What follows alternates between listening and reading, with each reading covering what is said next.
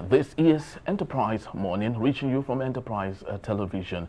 This is where your day starts with energy, insights, but most importantly, stories that matter. I am Henry Igwebike.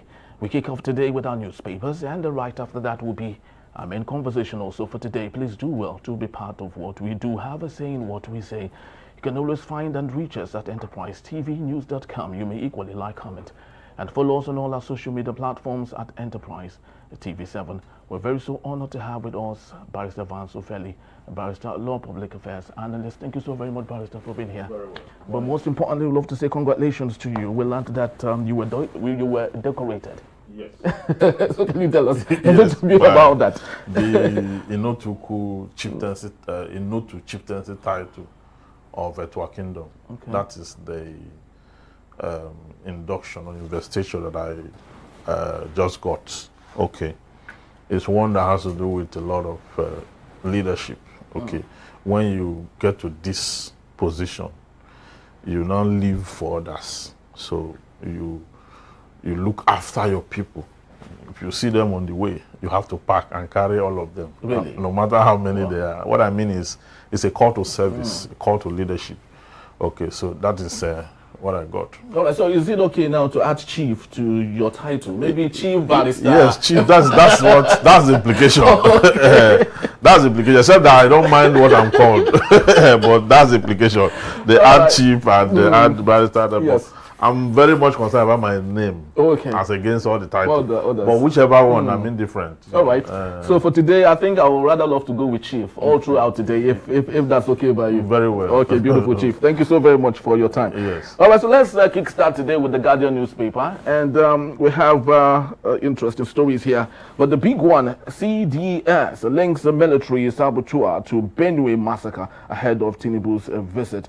And also on the top strip here, we have tanker drivers suspend loading over Lekki Ekpe, e-call up a fee. I do not know how much they are being charged for that e-call up, but of course, they are really not happy about that. And we have, beside the same story, Sokoto to negotiate with repentant bandits to end insecurity. So, Chief, let's start with this. We just before we get into the main center of our discussion, which we would have in our main conversation, but this is just like a subset of what we're talking about. Repentant bandits in Sokoto are being asked to negotiate with the government. As much as we understand the importance of trying to work with the community, do you think this is the right call? To negotiate with the state government? Yes, negotiating with the state government. To end insecurity. Yeah, you see, this is where the problem begins, okay? Where people who have committed atrocious sins, people who have murdered people in villages, people who actually do not have any means to protect themselves. And because government is not competent to protect them, when they maim, kill, rape, destroy their properties, the adverse effect of that, the resultant effect of that is that government should put on its thinking cap and go after them and unleash that monopoly of violence on them. This issue of negotiation is where we get it wrong.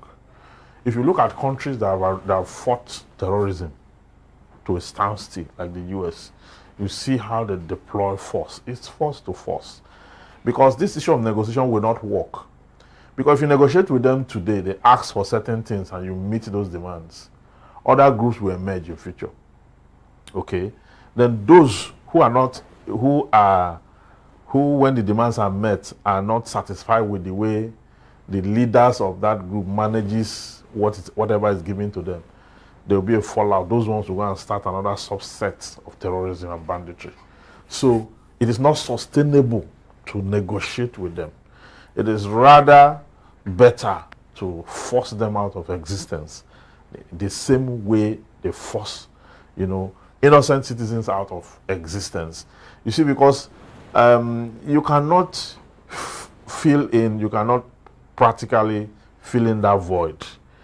That void is there. You can't fill it up because If you give them their demands now, negotiate with them now, meet whatever it is, you lay a precedent.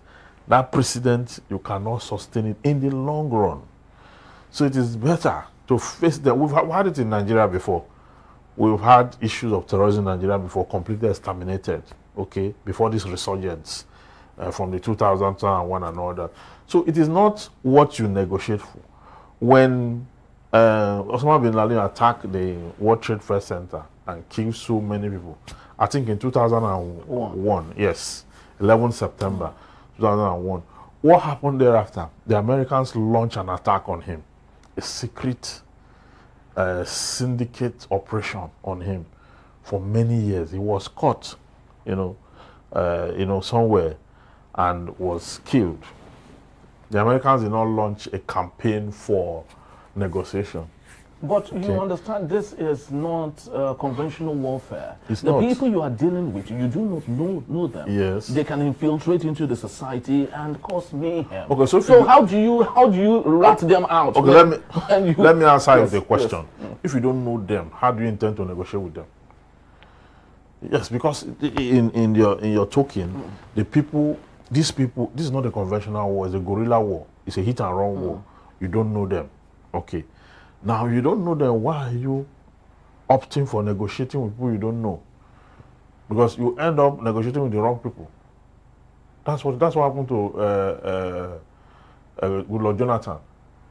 He negotiated. Some people came up with some scheme to negotiate to bring back the Chibok girls when he was losing credibility. He yielded to it, and our Commonwealth was used for it. But it was later they found out that they were not even part of those who were engaged in that.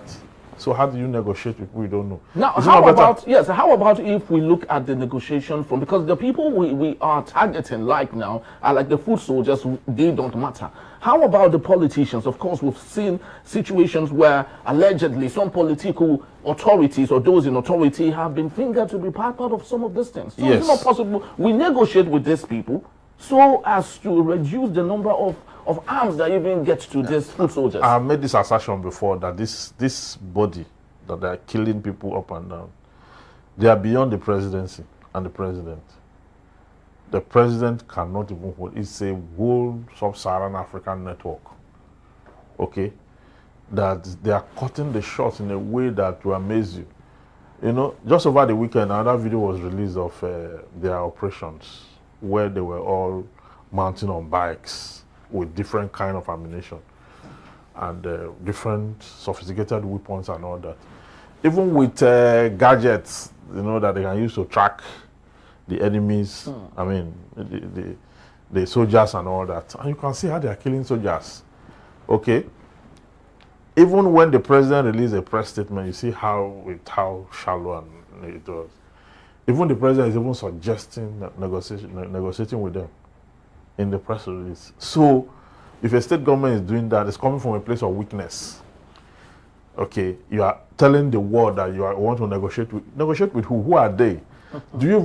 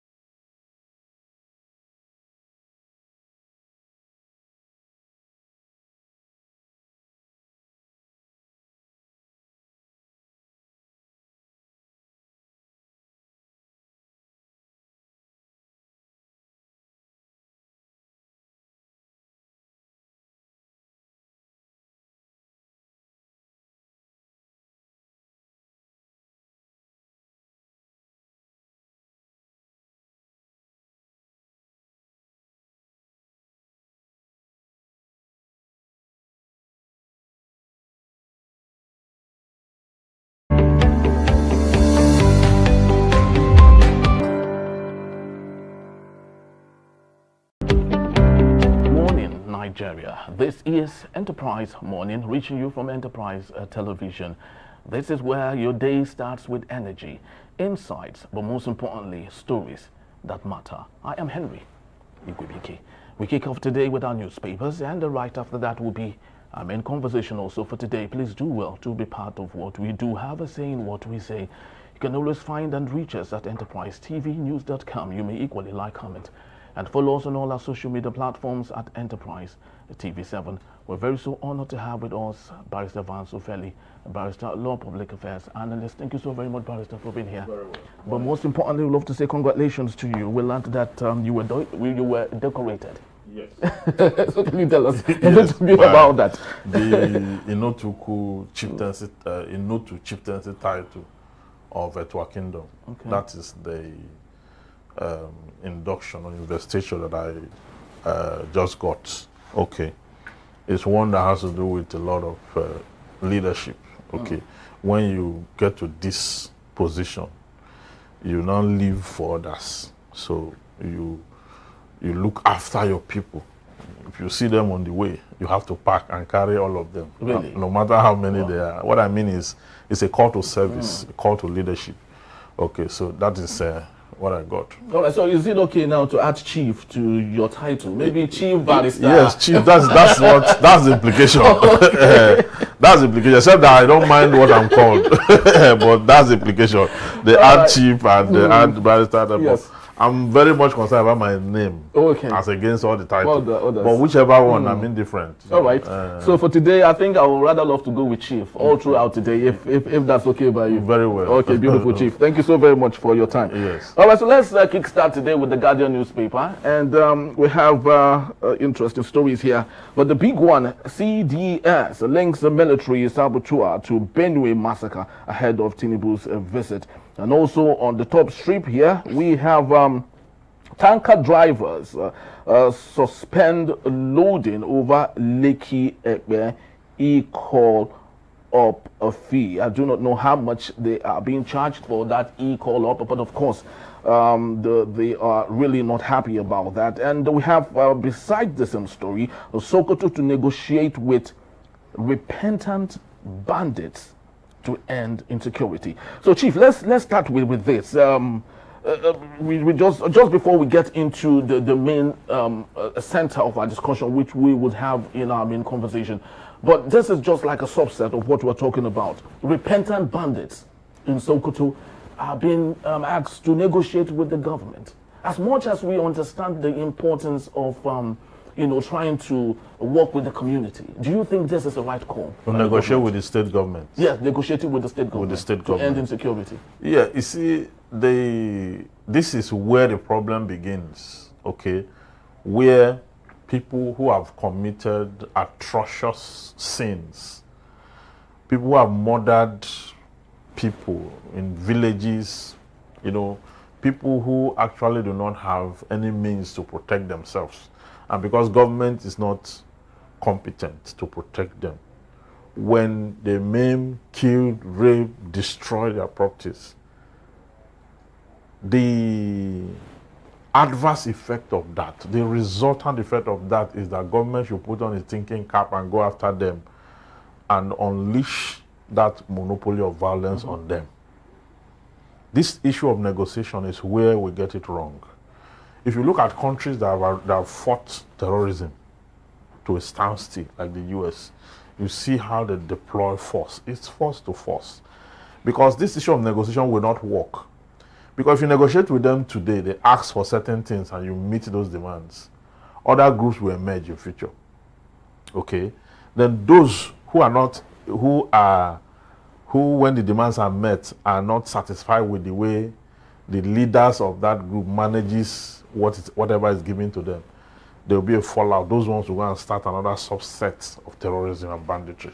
So it is not sustainable to negotiate with them. It is rather better to force them out of existence the same way they force, innocent citizens out of existence. You see, because you cannot you cannot practically fill in that void. That void is there. You can't fill it up. Because if you give them their demands now, negotiate with them now, meet whatever it is, you lay a precedent. That precedent, you cannot sustain it in the long run. So it is better to face them. We've had it in Nigeria before. We've had issues of terrorism in Nigeria before, completely exterminated, okay, before this resurgence from the 2001 and all that. So it is not what you negotiate for. When Osama bin Laden attacked the World Trade Fair Center and killed so many people, I think in 2001, yes, 11 September 2001.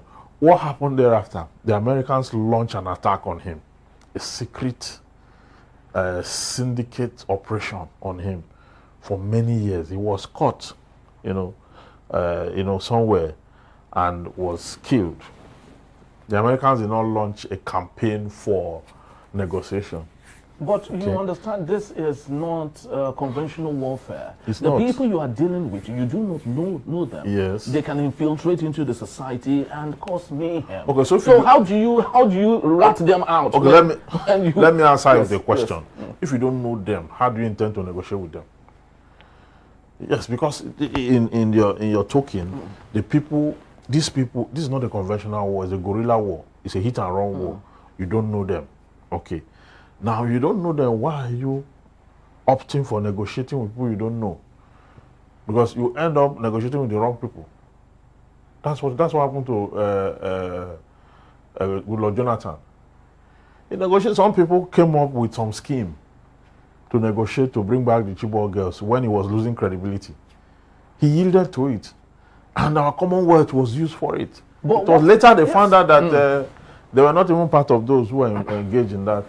So how do you negotiate with people you don't know? Now, how about if we look at the negotiation from, because the people we are targeting like now are like the foot soldiers, they don't matter. How about the politicians? Of course, we've seen situations where allegedly some political authorities or those in authority have been fingered to be part of some of these things. So yes. It's not possible. We negotiate with these people so as to reduce the number of arms that even get to these foot soldiers. I have made this assertion before that this body that they are killing people up and down, they are beyond the presidency and the president.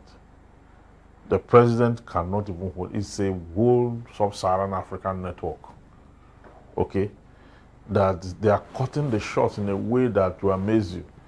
You know, just over the weekend, another video was released of their operations where they were all mounting on bikes with different kind of ammunition and different sophisticated weapons and all that. Even with gadgets, that they can use to track the enemies, I mean, the soldiers and all that. And you can see how they are killing soldiers. Okay? Even when the president released a press statement, you see how shallow and it was. Even the president is even suggesting negotiating with them in the press release. So, if a state government is doing that, it's coming from a place of weakness. Okay, you are telling the world that you want to negotiate with. Negotiate with who? Who are they? Do you even know them? You understand? Now, for those politicians who are sponsoring them, using them to weaken the current government so that they can find a way, they can find a bait for campaign. You understand? Go after them. The federal government publish in the website that they have the names. That's after some of them were caught in Dubai. That they have the names of those sponsoring Boko Haram. To date, they started a trial not too long ago. I don't know where that trial is now, but everything is fizzled out. We're not hearing anything about it again. So they have not prosecuted those who are sponsoring them, who have been fingered, who there's an allegation on their head on this issue. They have not in any way prosecuted them appropriately. Let me use the word appropriately. So, how are you going to deal with this issue? These guys have rocket launcher. These guys have grenades. They have bombs. They have all kinds of. We've analyzed this over and over again. Now, those guys holding those things couldn't have afforded them. Yes. Even if they had the money, those things are not their priority. The motivation is coming from somewhere. These guys are being paid to carry out this attack. It's a career. Okay? It's a career. So, they sign up debt and all that. Of course, that doesn't mean anything to them. Okay? and they go around creating problem, mayhem all over the place. And the government is just watching because the government is unable to do anything. What the government have opted to do now is to buy over the media space and the bloggers to stay away from reporting, you know, or reporting the attacks, so that you look as if everything is okay and the government is doing the right thing. They now get the bloggers to go report Coastal Road, you know, Coastal Calabar, Lagos Calabar Coastal Highway. They go report, you know, Natasha and Akpabio. Then they report just gossip, you know, just, well, people keep dying. This attack about Benue, this one that 200 people died, it's just one out of many.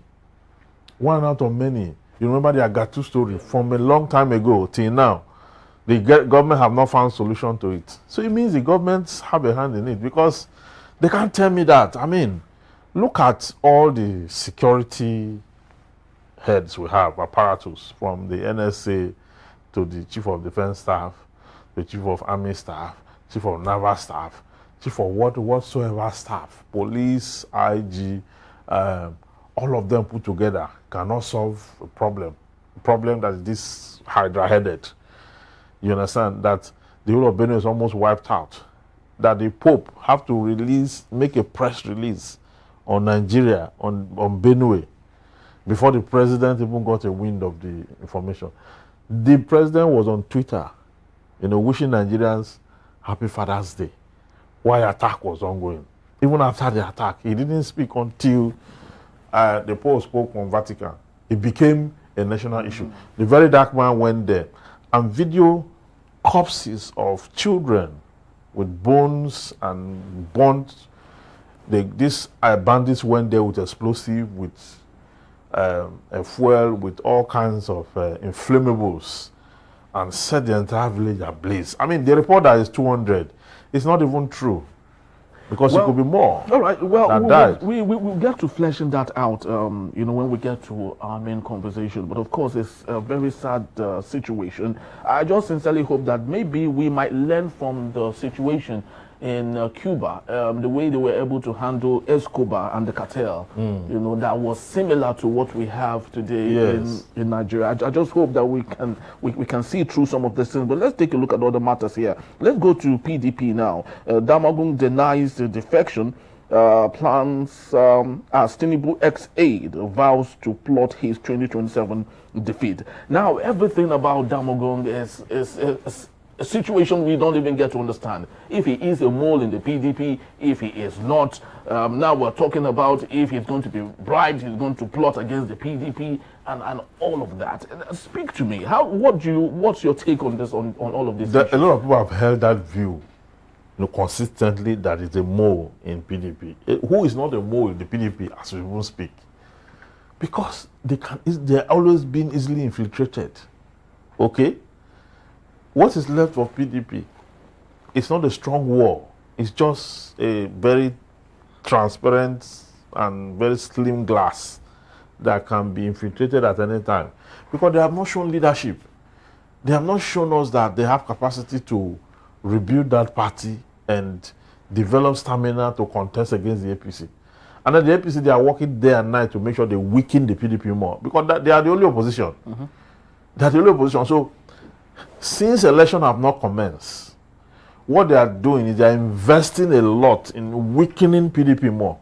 Because the more they weaken PDP, the more they are able to neutralize opposition. So it's a politics of neutralizing opposition that they're doing right now. Look at the narrative.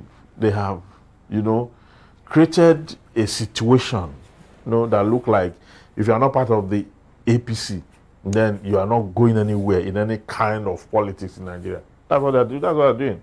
Even people from the Labour Party, they are defecting to APC. Even those who won election in the National Assembly under the platform of the Labour Party have all moved. Many of them have moved to the APC because they want to dine with the president. They want to talk to the president one-on-one. They want to cut covenants, political covenants with the president. But don't you think the PDP is a cat with 9 lives? Because similar thing happened in 2015. We thought that would be the end of the PDP. They're resurrected. They're still alive. Don't you think? No, but from that 2015 to date, how strong have they been? They've lost more states, even more states where they are the Delta State left. What do you call it? Many of the states now Akwa Ibom. They've lost a lot, from that part. Okay, they only regain in Osun. Osun, yeah. Okay, and Oyo. Oyo, yeah. Okay, so where again do you really? I mean, why are they doing well? Who is the leader of the party? Who is the secretary of the party? What is the party's blueprint for 2027? Because the APC have a blueprint already, and they are working tirelessly. Are you sure with what happened in Gombe? They are. And all of that. They are. No, well, you could say what happened in Gombe may look like they are unprepared, but from what I see, even when INEC have not lifted the ban, okay, the president's poster is all over the country. You cannot say they don't authorize it. You can't say that. So they are working on the psychology of people already, putting the president's face before everyone consistently every day. Well, you wake up to that every day. That's the conversation. Politically speaking, now there's no other thing we're discussing other than 2027, even though the ban have not been lifted. They just distracted us with a coastal highway and then small drama in the National Assembly. We are back to the conversation. Okay? They keep telling you how Peter Obi is not fit for leadership, how every other person except them, is not fit. So what does that tell you? It tells you that it's just about 2027. And it's unfortunate because even the 2 years they have spent in office, that Tinubu has spent in office, he has not really cracked any of the problems, let alone solving any one. Okay? He has not cracked any open. So even, he can't even undertake a policy to save his own life. But we all know that all of these are superficial. Aisha, the Labour Party spokesperson, said that Bola Ahmed Tinubu has the tendency of bribing even a dead body. And all the things that you see him do are all superficial that might just wither away like flowers. She's not lying about it. Now, we saw it during the primaries, the APC primaries, how that when people were going about trying to get delegates, he was going about buying up candidates. So, and when the candidate fall into his path, the delegate of that candidate fall into his path. So, we've seen it. That is what he understands, politics. Okay. Unfortunately, we haven't governed in the last 2 years, and politics is back again. So, as long as politics is back, you will see Tinubu in action, because that is what you understand politics. He cannot govern. When he was the governor of Lagos State, he didn't govern. He didn't govern. He was politicking here and there. Very, very true, because the guest we had yesterday, a strong member of the Afenifere, a journalist, also said that during his 8 years, from 1999 to 2007, that Bola Ahmed Tinubu did not do anything. He didn't do anything. It was all propaganda. It was just all over the place and making so much noise. Yeah, he didn't do anything. He just did some work in the island. The mainland was just, the only thing he did in the mainland was dualizing the roads, the existing roads that were built by the military head of state. He just dualized them. Jojo was dualized that time. This one to grammar school beggar, and it was when Fashola came that the real work was done in Lagos. The Rambode consolidated it for 4 years. Okay, and now Lagos is rudderless because the current governor does not have a bearing. So he didn't do anything. So when they say he built Lagos, for some of us who have been in Lagos for over 30, 40 years, you can't tell us who built Lagos. So he didn't do anything much. Now as a president, the same thing is doing. Okay, the same thing is doing. It's not governing. It's not even supervising his ministers. Okay, what he's doing is just propaganda. The next line of action, once he hits the tarmac, the next thing he's thinking about is how to retain it, how to get it again. And that's what is going on. I little wonder, after Lagos-Calabar Coastal Highway, which other project can you point to that this government is doing? And the Calabar one, they say it's 30 kilometers, whereas it's less. So what else again has this government done that we can hold on to that? So we've gone there to verify. We've gone there, we have seen the job work ongoing. Which other project? Nothing. Nothing. And yet, politicians are defecting from their political party into... propaganda is the only thing that could have done that. Psychological propaganda every day and all that. That's the only thing that could have done to make you attractive when you are unproductive. It's an irony. An unproductive person attracting everybody from every nook and crannies of the country. It's not something, it takes special level of political arrangements to get to be able to do those kind of things. That's what is going on. Nigerians will wake up after he had, gotten the second term. They wake up from their slumber and discover that this is where they are. But for now, everyone is sleeping, just rushing over the political party and all that. So it's very, very pathetic. And that is why I'm fully against all those who say they are taking their state to the center. And they are defecting because the state is the center and all that. So this is not the way to go at all. All right, let's see how it goes. According to the guest we had yesterday, Adjola Shoyinton, he said that Nigerians should please forgive the Southwesterners for bringing Bola Ahmed Tinubu as the only person that they felt was good enough that they sincerely, on behalf, he sincerely wants to apologize to all Nigerians that Bola Ahmed Tinubu isn't really the best person, but it's just that he found his way, to the center. But let's take a look at other matters. Vanguard newspaper, we only have a story here. This time around, let's go international for a bit, Chief. Israel-Iran war, 330 flee Tehran. Oil prices drop 4%. Barrister, at this point, don't you think it's time to maybe reprimand Israel for a bit? Because they are looking for trouble, literally. Don't you think so? Yeah, see, I'm saying about Israel all the time. I don't know what works. I don't know how their mind works. I don't know. Because the way they are going, it just don't seem that... Even though we can also say, to be fair to them, they have been trampled upon over and over and over again. Okay, we've seen it from history, even up to the current situation. But this lack of adherence to any form of advice, the South African government had to go to court. I was so appalled. What is this? A government of a country had to go to the ICC, to initiate an action against Israel. It just tells you that, what is life about? Is it not about existence, living and loving? Because that is it was from them that we got the Holy Writ. And that they have influenced the world in a very huge way. But should we be looking at them or maybe focusing on Benjamin Netanyahu, who is the aggressor? And that is Israel now. I mean, their president... The average Israeli will say distance ourselves from Benjamin Netanyahu because he has whatever desires for whatever power that he wants to. And leading the country to something they never desired. Yes, but it's a country that also has parliament. Okay? And if parliament approves of those attacks, what you call parliament is the people. Parliament is a collection of the entire country. So because those attacks are not the president's prerogative.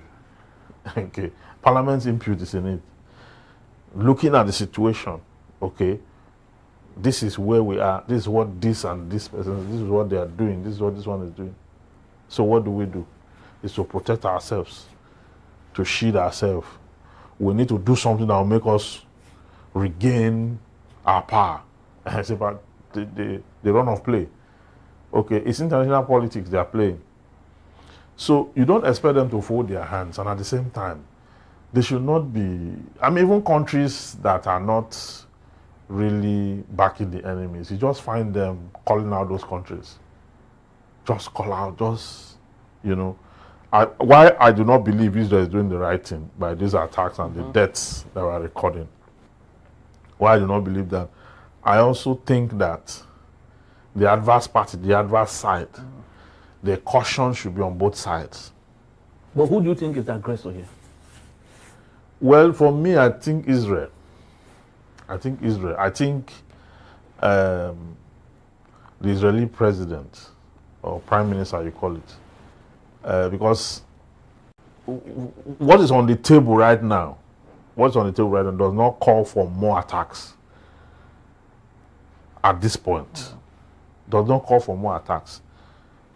But you are seeing the attacks ongoing. You are seeing even retaliation from other parts of the Middle East, making the whole matter a mess. A whole mess. And the most dangerous thing about it is that it is civilian targets that they are hitting. On both sides? Actually. Yes, on both sides. It's civilian targets. And that is against the Geneva Convention.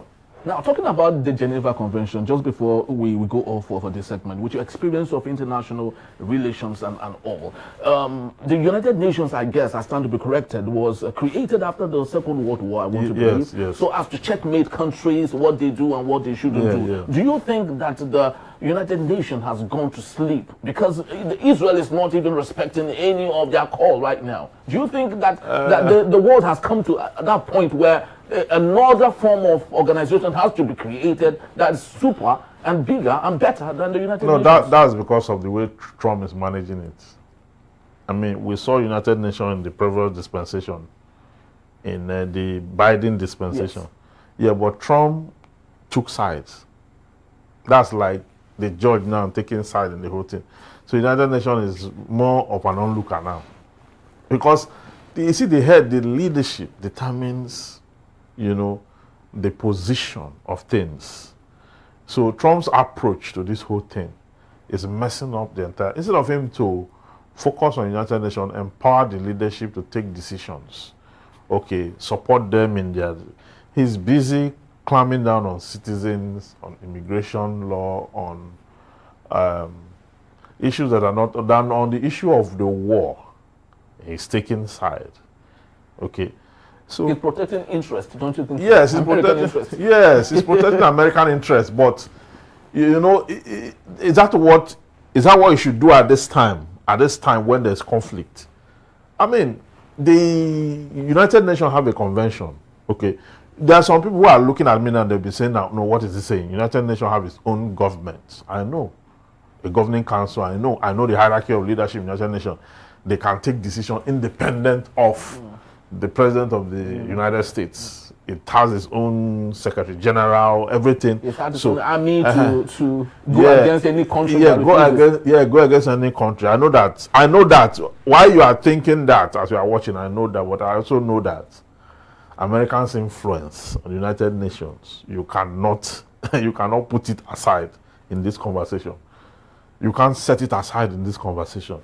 Why the UN have its own government completely different from the American government? That influence, you cannot take it down. If America does not support what the UN is doing, there's little or not really much the UN can do in that capacity when they don't have the wholesome support of the United States. Wherein the headquarters of the United Nations lies and all that. If the policies are not such that is fully supported, the motivation is not, you won't get the kind of support and you won't get the kind of results you should get. So that's what I mean by saying Trump is not acting in the way he should act to push even the WTO and all that. We see how they are not able to function outside. They're not able to function independently as they should outside this thing. So we see all those international. We see how the politics is. But Israel, we need to, they've dealt with Hezbollah enough in one side, and the other side they need to, I mean, the world have seen that they're a superpower. You can't take that away from them. They're a superpower. The world have seen it, and they have all these weapons. They have all the nuclear and all that. So, but they have to relax a bit. There must be peace. You cannot start and finish your entire life at war, then you are also breaking international convention, international laws. You are hitting civilian targets. You know, as civilian target, you have precision bomb. You have all the programs, all the this international. But because you want to create bitterness, you are hitting civilian target. That's wrong. Yes, I do sincerely hope that the Israeli and the government won't be repeating what was meted out on them by Adolf Hitler, because that is what it looks like right now. If you look at the killings in... they're already there now. Doing the same thing that was done that they condemned, that over 6 million Jews were killed, you know, and all that. They are, if they are not going to surpass it, only God knows, because this is too much, you know. Very, very true. And there used to be a time when the Secretary General of the United Nations was respected. Whenever he speaks, everyone listens. Now, we literally do not know who the Secretary General is, right? Yes, that's what I'm telling you, that the American influence on it.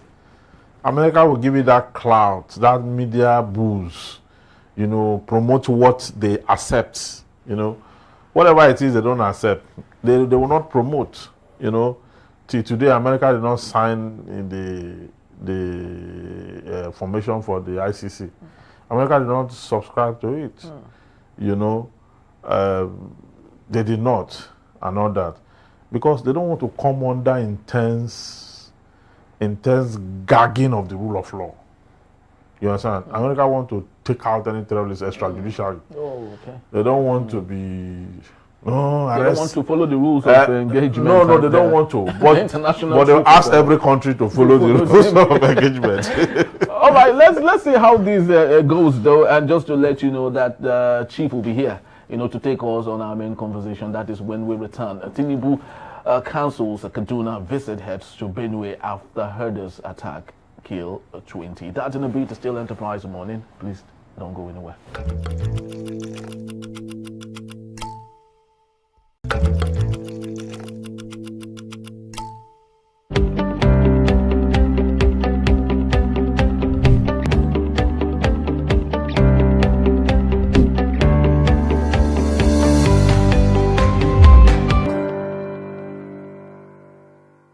Thank you so very much for being here, and if you just joined us, you're still on to Enterprise Morning, reaching you from Enterprise Television. Let's get talking on our main conversation for today. President Bola Ahmed Tinubu has postponed his scheduled visit to Kaduna State and will travel to Benue State following last weekend's deadly attacks by armed herders that left over 200 people dead. The visit is aimed at accessing the crisis firsthand and engaging with local stakeholders to find lasting peace. Presidential spokesperson Bayo Onanuga said Tinubu will meet with traditional, political, religious, and community leaders and equally youth group during a town hall meeting. Ahead of the visit, top officials, including the Secretary to the Government of the Federation, the Inspector General of Police, and the National Security Advisor have been dispatched to the state. Governor Hyacinth Alia confirmed the attackers were armed herders, while leaders like Sultan of Sokoto and the Christian Council of Nigeria condemned the killing and called for an immediate end to the violence. The Christian Association of Nigeria can urged the government to prosecute those responsible to deter future attacks. President Tinubu, who had earlier condemned the violence, expressed condolences to the victims' families and emphasized the need for peace, unity, and justice in the affected communities. I still have with me Chief Barrister Evans Ufeli. Thank you so very much, Chief, for hanging on. It's my pleasure. Beautiful. So let's get talking on this issue. But before we get into the deeper part of the situation, it took the attention of the pontiff from Rome just to get Nigeria, our president, to do the needful. Yes. The first time we saw President Bola Ahmed Tinubu desiring to visit affected areas. Yes. Speak to us. Yes, it's because it is now an international issue. Okay. The Pope, the Pope is like the leader of the Vatican. The Vatican is now a country, in a manner of speaking, the outskirts of Rome. Okay. So, at that level, the optics will not be right if the president does not visit the spot, because you remember the Pope was, elected into not too long ago. The president was there.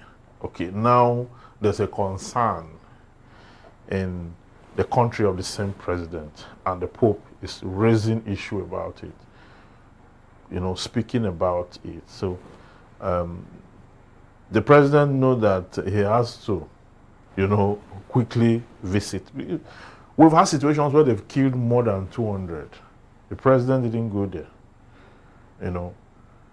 Sometimes even when P2B went there at one point, visited them at one point after an attack, the governor didn't want to welcome him. Didn't welcome him, and even said he cannot guarantee Peter Obi's safety thereafter. So he spoke like one who is part of the enemies in the Peter Obi's case. If you followed that report at that time, Peter Obi was welcomed by the women and children in those communities he visited, and he gave them handouts and some materials, relief materials. Okay, what the president ought to have done, and could not do or didn't do deliberately, the governor was opposing it. Okay, so if not for immunity, when this investigation is done, the investigation should include investigating the governor of that state. Yes, because the way he behaved showed that it's not humanly. It's not. He didn't feel like his people were attacked. Second, the person who, a former presidential candidate who went to visit, he didn't want Peter Obi to visit, and he made a lot of remarks that were not good at all. Okay, for the optics, the president is visiting not because there's anything he can do. No, I'm just telling you. Not because there's anything he can do, just for the optics. Because he has allowed the security architecture in Nigeria to literally deploy themselves to Benue. Yes, no, that's it. If the president is going anywhere, 3 days to that day, they will comb the entire space. You understand? In fact, the enemy cannot even near when the president is there. He can't near. That is to tell you that Nigeria has the capacity to exterminate them. If they want to. Yes. When the president is traveling, no matter how many they are, the insurgents are, they can't come near. Even they know. But on the political side of it, they know that they can come and attack and raid down any village anytime at any point in time. They know that. But say that the government have prepared the president for a visit, they can't come close. They don't have the wherewithal to come close. Okay, so, and that is a demonstration of the fact that these soldiers, our security agencies, can actually quell the situation permanently. Okay, so on the side of the international outlook, the optics, the president is responding to a call. Much more also that some individuals have, heightened the issue. Okay, they have gone there, make videos, talk about it. So many people are talking about it at the same time. The president cannot afford to stay back. And that is why he's going there. And he's going there to make further promises. Because for you to sustain that kind of visit, you have to have promises.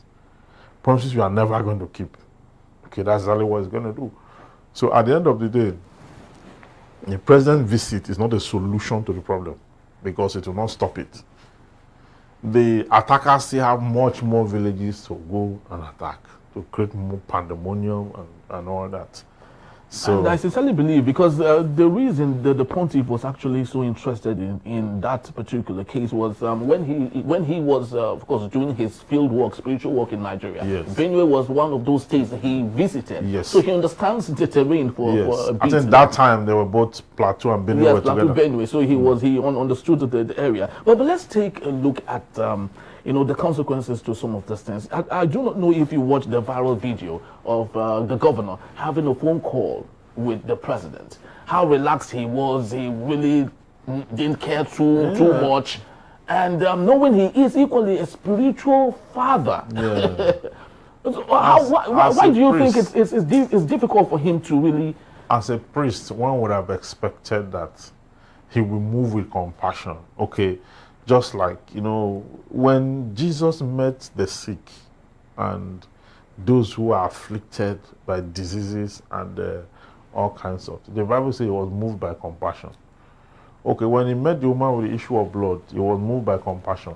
At every point in time, the blind man, you know, at the sea of Bethesda, he was moved by compassion at every point. So one would have expected that a priest should draw from the life of Christ, because that is what they are supposed to replicate. Why I am not judging him by the standard of his leadership. I'm saying that if not that he is a governor, if he cannot act as a governor, he should act as a priest. Because what I will not accept is for him to act as none when he is a priest and a governor. We cannot tolerate that. Yes. If you cannot act as a governor, you should act as a priest. If you cannot act as a priest, you should act as a governor. But for him not to act like any and his both cannot be tolerated.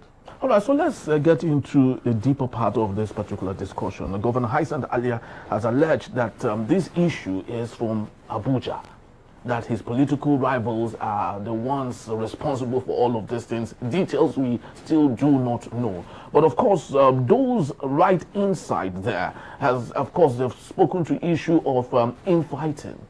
The secretary to the state, or whoever it is that doesn't love the face of the governor there, and therefore he's using all of these things against him. And one of the big men in that area has said that people should not go on self-defense. So don't you think all of these dots, when you add them, it makes sense? Yes, there are those who do not want him there. Of course, for you to become a governor, you must have a lot of enemies.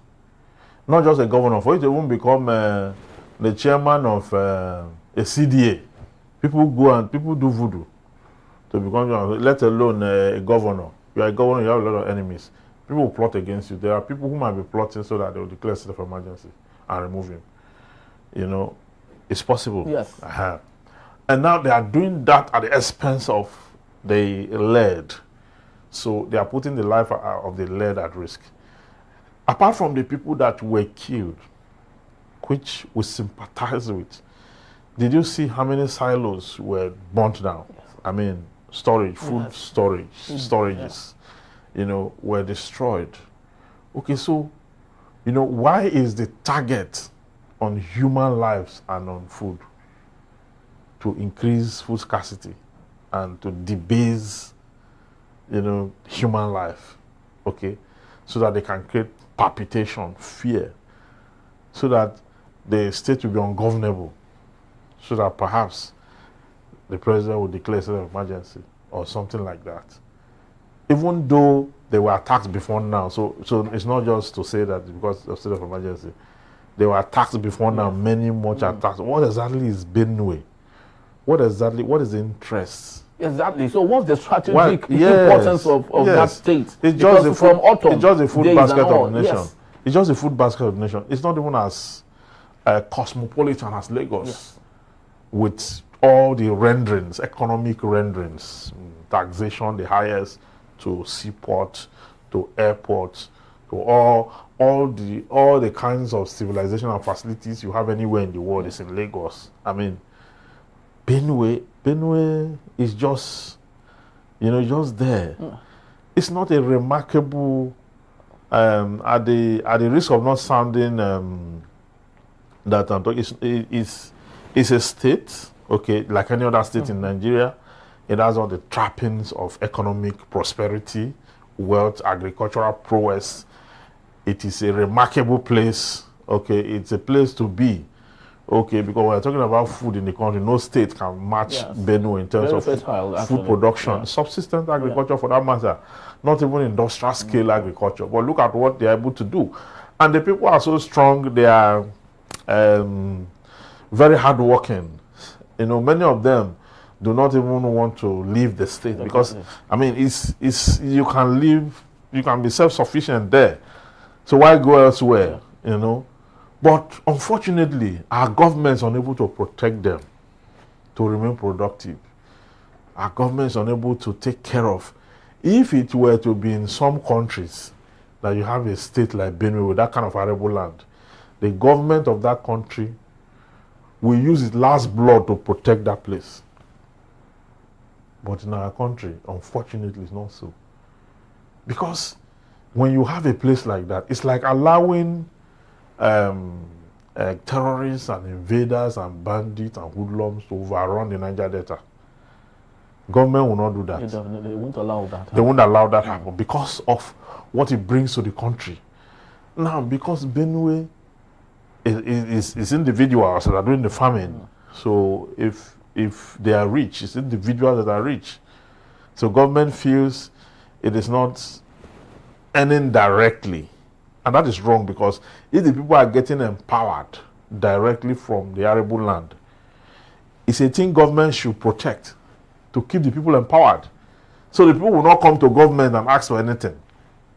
So government ought to protect it even more than it should protect, places that are not. In some countries, government will even ensure that they give them all they need to keep them farming. And when they produce, government will buy up everything to keep them farming, to keep them working. It's just similar to attacking Texas, for example. Yes. In the United States. Yes. If you attack Texas, you have attacked the agricultural hub, of the and so many other states in the US, So, but why is it that government don't even factor in that if you have food insecurity? It might be because Benue is under siege. That you are not able to, that the economy is gasping for breath at every sphere. It's because of this kind of attacks. Somebody's rice farm, rice storage, that worth over 25 million was burnt down. You understand? And they went there to pick the remnants of what is left. Oh, okay, let's look at other issues here. Of course, Governor Hyson Ali has said that he believes authoritatively that the people who are doing this are armed herdsmen.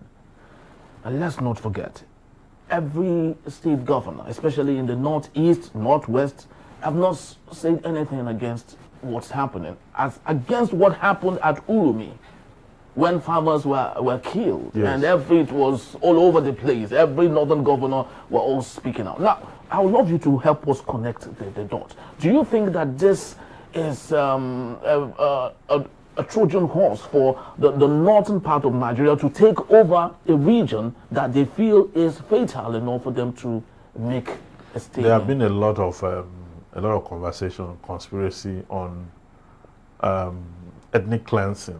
One of the leaders of thought in this country talked about it. So many persons discarded it. How could you have been? Some persons have talked about new conquests. That is, what is going on is a program, a new conquest program that's going on. Some persons have talked about land grabbing, okay, and so many of that. See, as long as insecurity persists there, anything you suggest may be true, because we don't know the particular cause.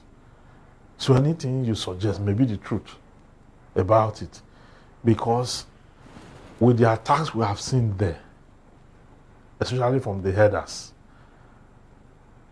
this one is no longer about taking their cattle to the farms, to destroy the farms. It's no longer that's no longer the conversation.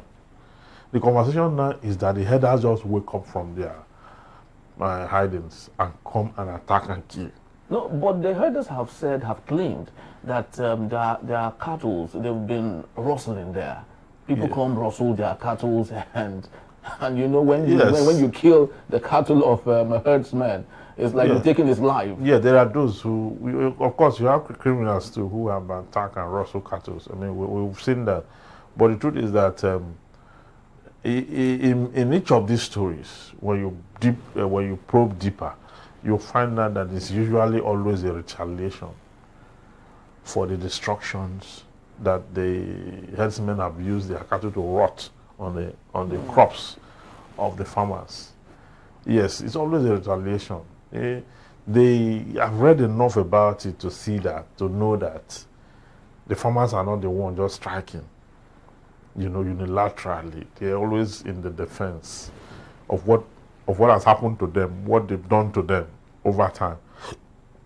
But that's even in the past. Today, the conversation is not on rustling or cattle destroying crops and all that. The conversation has gone beyond that. Really? Yes, it has gone beyond that, because would you say that these guys that came to attack them overnight were herders that their cattle were rustled?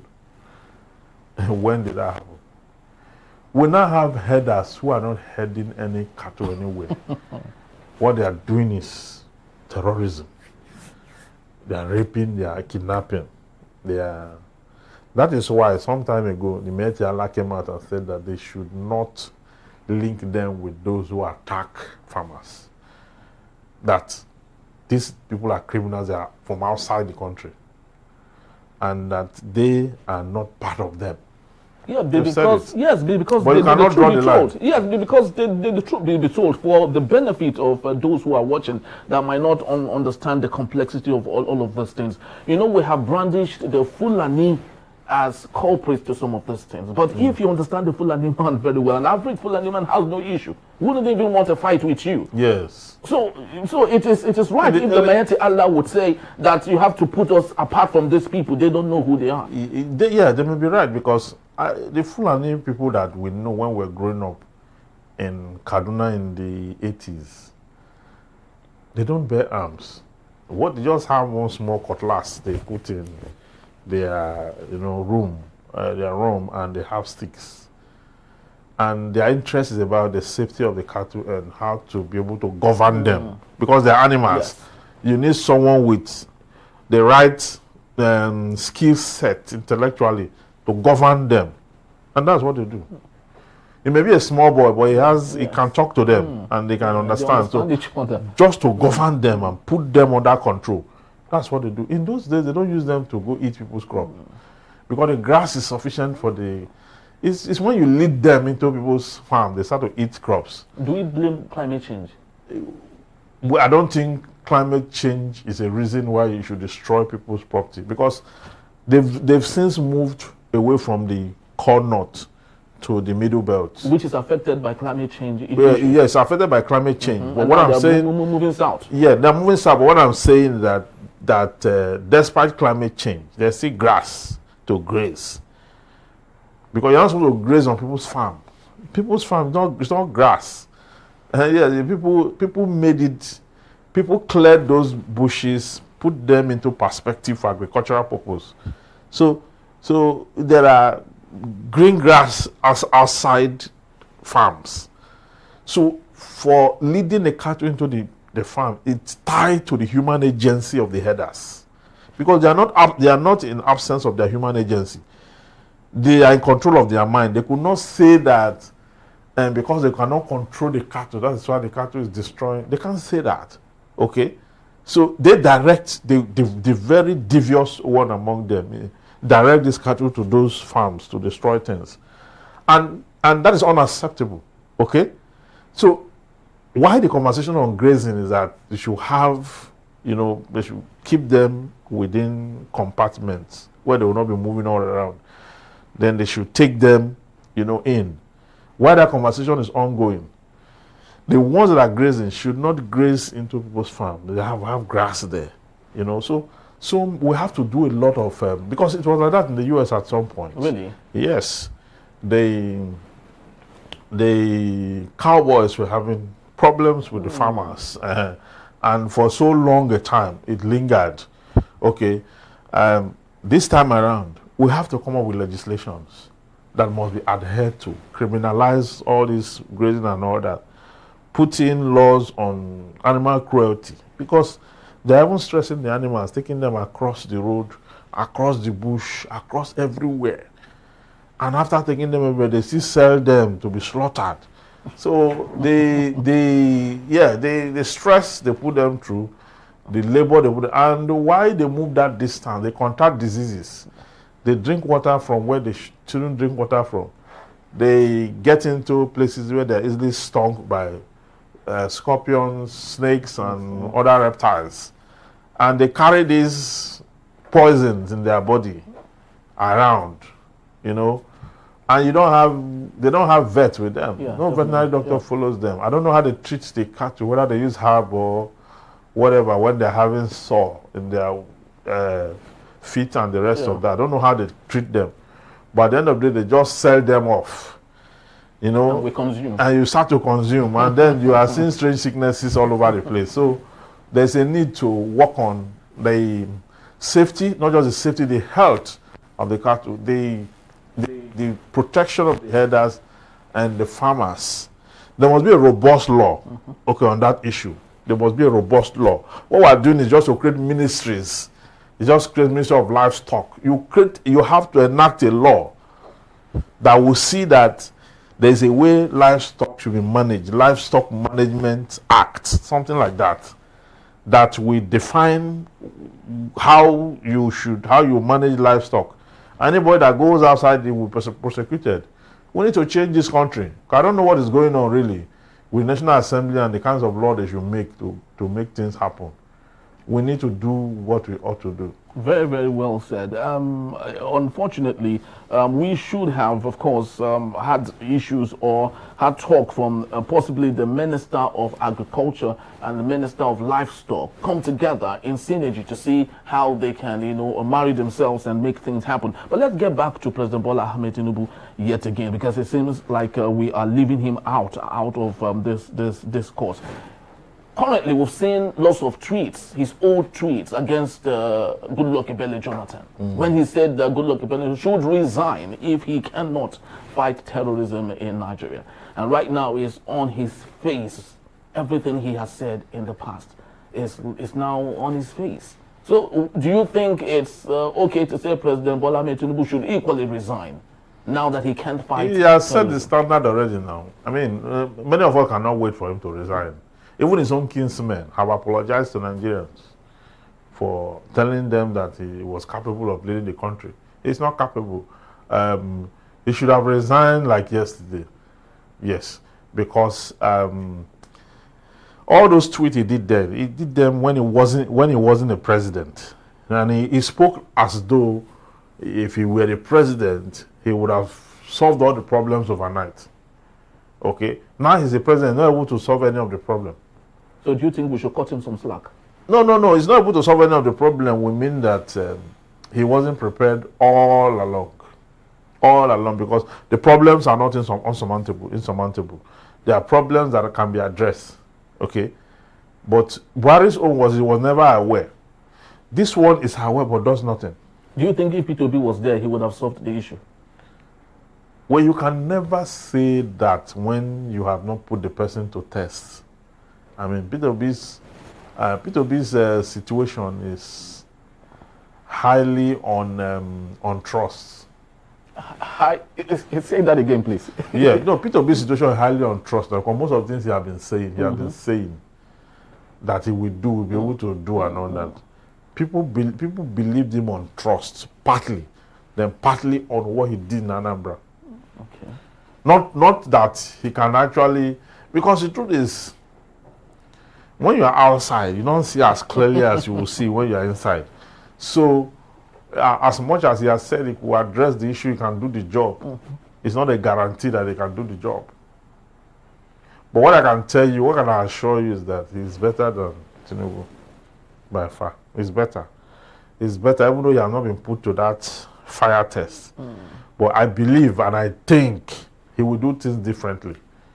That's what I think. And your greatest I am not a supporter of critic. And your greatest critic, Atiku Abubakar. No, Atiku shouldn't go there at all. Atiku should not even. Atiku does not even have the wherewithal. Atiku does not even know where the problem is coming from, because what he does is to tweet also against yes, because he's doing he tweet against Tinubu and say all kinds of things.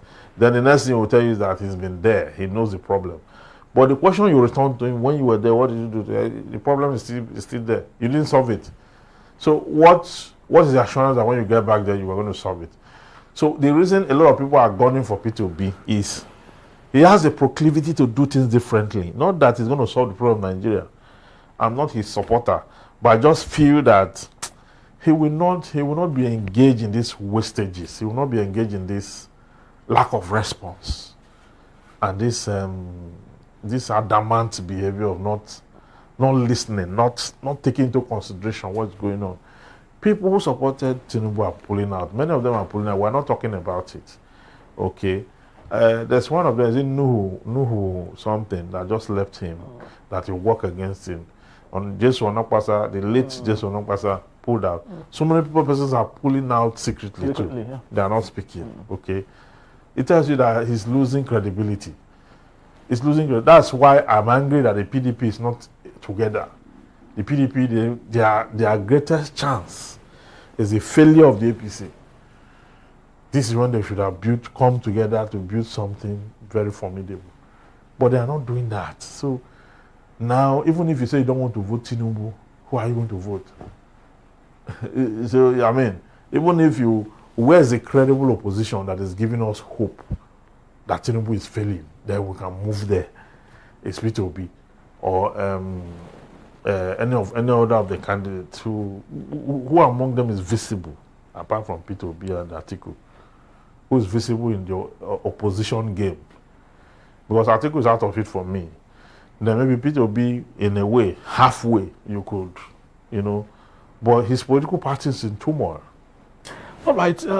Lastly, Chief, you are a titled man now, and I think my last question to you will be on the part of conflict management. If you have a sit down right now with Governor Hyacinth Alia, as a titled man, not a barrister, what would be the best advice for him, knowing that you are a custodian of society? What I think would be the best advice is that he should visit all the communities first, summon all the traditional rulers, okay? Take the commonwealth of that state and empower every community with security, with guns, because it is a stopgap measure. It won't solve the problem. But when an enemy is coming to you and is aware you have explosives, is aware you have guns, is aware you have remedial training on managing firearm, they will not come to you brazenly the way they just come and kill everybody. They won't do that. Even when it's not in our constitution to allow that happen? No. It is? No, license now. He will apply for license for his communities. Oh, okay. A governor can get that. It's not a hard thing for a governor to get. Yes. A governors apart from soldiers, they have people that guide them that are armed. They apply for those licenses, but as a governor. Executive, you are the chief security officer of your state. You have measure of influence. Okay? That is what you're supposed to do. In the US, they were attacking like this before. Before they legalized arm, everybody have arm. And at the beginning, it created problem. Many people die, but now, you know that when you're coming from me, you know what I'm able to do. Why you are coming. So, there's a need, through the traditional institutions, create a formidable vigilante first. That's for general security. Then create another layer of family security by empowering every family to have arms and ammunition. If Nigeria has not legalized arms, understand, from Benue State, let him do it in such a way that will build up to a point where anywhere you have such kind of hostility and violence, that state, through their governor, should be able to, get arms and ammunition. Some governors did it. Fayose at some point, and which other governor? There was one that was caught that brought in arms into the country and was, the former Ogun State governor. Okay, you can do that. You can empower the people. That is it, because if that community had a vigilante, these people cannot overrun them like that. The vigilante would have supported the police. Very well. The police were overrun because the explosion and all that were too much. They stood to a point where they overrun. So, you see, Nigeria is a country where a police station, a police command, or is no longer enough, unlike before, where a police post is enough for a community of 2,000 people. A police post is enough, but today, police post is not enough. You need a vigilante, and you also need family security. Very, very true, because with a population of over 200 million, the population of the Nigerian police is not more than 500,000. It's not more than 500,000. And you can see... So, and half of that are for VIPs. For VVIPs. So the remaining half, you've not seen, I went to a politician not too long ago, they are just 6 operatives. 6. And in that 6, 2 will be assigned to the DPO. So we have 4 for communal policing. That's a very sad reality there. But of course, that's just about the time we have. It's a sad truth, but it has to be told. Right here on Enterprise Television, we promise to bring you updates as they unfold in Benue and other parts of the country. Thank you so very much, Chief Barrister Evan Sofele, for being here. It's my pleasure. I really do appreciate your time. Yeah. All right, people, that's just the time we have. We'd love to say thank you to you once more for making this picture complete. Please do well to visit us. You can always find us at enterprisetvnews.com. You may equally like, comment, and follow us on all our social media platforms at Enterprise TV7. I am Henry Igwebike. Thank you for watching. We'll see you tomorrow, bright and early. Bye-bye from us.